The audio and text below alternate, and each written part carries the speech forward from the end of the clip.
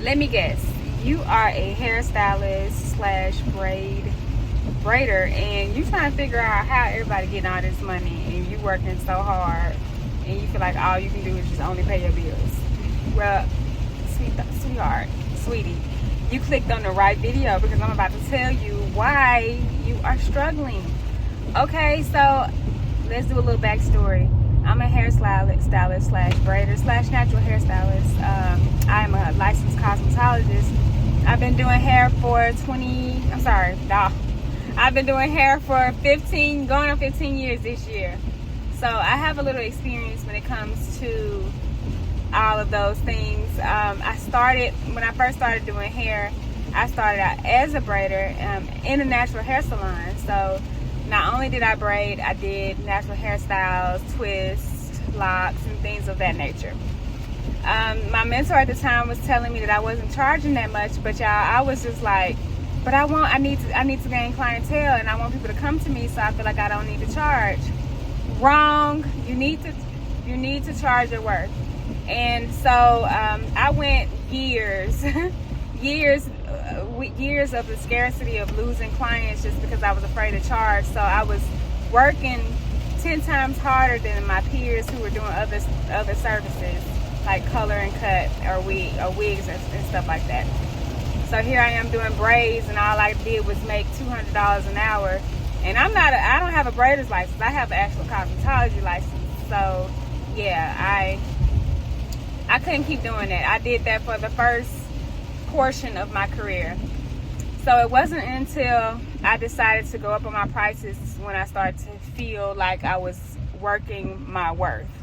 And I was scared, y'all, but I did it anyway. And so say I did some medium box braids. I think I was charging about like $150 for the medium box braids. And I went up like $100 from there. And this was back in 2016, 2017, somewhere around in there.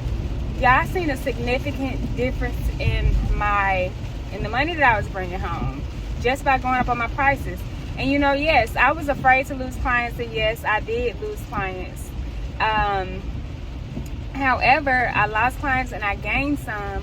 And honestly, the more you go up on your prices, the less clients you have to do. So you don't even have to have a big clientele when you're charging your worth. Now for braids, or for knotless braids or small braids, anything that's intricate and it takes a long time, I have figured out, I basically charge in my mind by the hour. So I decided to come up with how much I want to get paid an hour. Or first of all, scratch that. Let's go all the way back.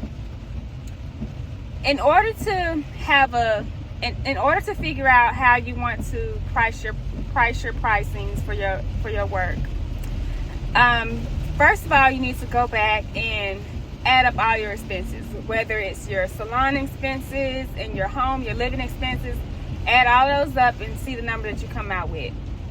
And then add in any kind of investments that you do, or just like, any kind of just living or maybe vacation. You factor all of those things in together. So once you've come up with that number, then you know what number you have to make each month to get to the number. Like even your savings, everything needs to be factored all the way up into this number that you need to get.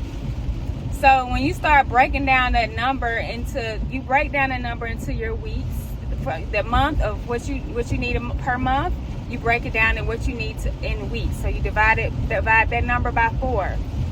Once you divide that number by 4, you know what you need to make each week to be able to what you need to make each week to be able to make your goal or make or whatever. So once you figure that out, your weekly, you need to figure out how many hours you're gonna work a week. So how many days you're gonna work a week and how many hours you're gonna work on those days. Figure that out, and then after that, you do your you get that number of how many days and hours. So say you work 8 hours a day. that number should take you down. You should be able to figure out how much you need to make in 8 hours. So if you got 2 braids, that might take you 8 hours to do for 2 knotless braids. You need to divide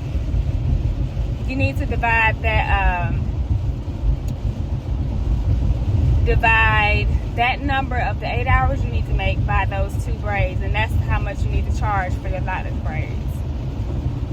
Period. So if that comes out to $400 or $500 a head, then it's just gonna have to be so. Okay. So how do you get to the point where somebody wants to pay you? Oh, Kiara, $400. Who's gonna pay me for $400? They can go to Nene and Shanae to get their hair braided for $200. Okay, well let them go to Shanae and Baby to do their braids for $200 because you charge $400. Okay, and okay, so you feel like, okay, that's a lot, Kiara. So what do I need to do? You need to raise your value. You need to create the value where somebody will want to pay you, because like I said, you don't need a lot of people when you charging what you're worth. You don't need a whole thing of people. So basically, you know, add in hair, like throw in providing the hair, throw in providing a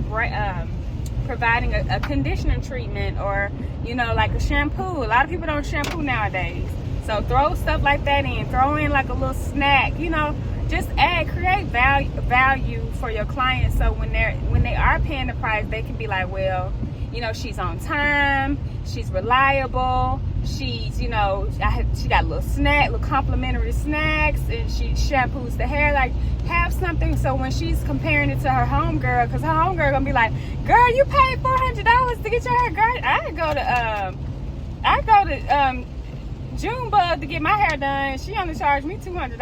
I wouldn't be paying her $400.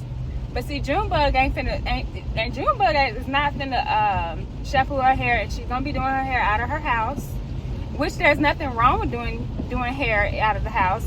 However, you need to have it set up like a salon. It don't need to be right there by the chicken while you right there by the kitchen where you frying chicken, and you know, having to stop and to go take care of your baby and take your baby a bath at night, put them in the bed. You don't need to do that, because that decreases your value for your clients. So I'm speaking in the terms of, you have a salon, you have to pay booth rental prices, or like salon suite prices, or salon owner prices.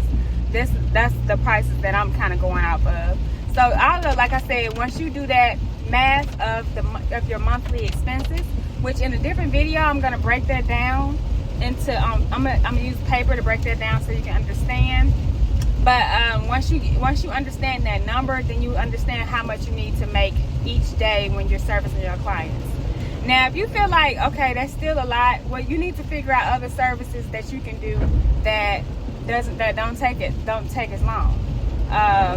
Maybe do some, if you do braids, maybe doing some advertise bigger knotless braids. You know, let people know that you have other options if that's too much for them. Be like, okay, well, that's too much. How about doing a larger knotless braids, or not doing them so long, and you know, and just give people suggestions on what else they can do if they're on the budget, because you know, it's understandable. This is, you know, these day and times people are on the budget, so you can give people options, but at the same time, when you do that, you are in control of your time, and you know how long it takes you to do medium knotless braids versus large knotless braids, so you know it doesn't take as much time. So you can do you can have another client that can pay, or maybe that has like a shorter service that you can service, that way that you're not missing out on your money. But don't think that you lowering your prices is doing you any justice, because it's not. Okay, it's not. And sorry, yeah, so try this method, and if this works, let me know how it does. Like I said, you might lose some clients, but I'm telling you, you're gonna gain some clients too, because it's gonna make you really think of how you can create more value for the clients that you do have. When I went up on my prices, it was gradually over time, but when I got more knowledge, and the more knowledge I get, the more hair shows I go to, just like the more value that I feel like I provide for myself and I give to my client, the more confident I feel when I'm telling them a price. So yeah, I hope this helps somebody. If you have any questions on being a natural hairstylist or a braider, you can comment below and you can ask me. I can do a video on it. Like I said, I'm gonna do another video of me calculating on paper how you can figure out your monthly expenses and break it all the way down to your hourly expenses to figure out what you need to make an hour in order for you to live a comfortable life as a hairstylist / braider. So yes, y'all, it's your girl Chiara signing out. Thank you for watching. Make sure you like, comment, and subscribe to my channel. And you have a blessed day. Peace.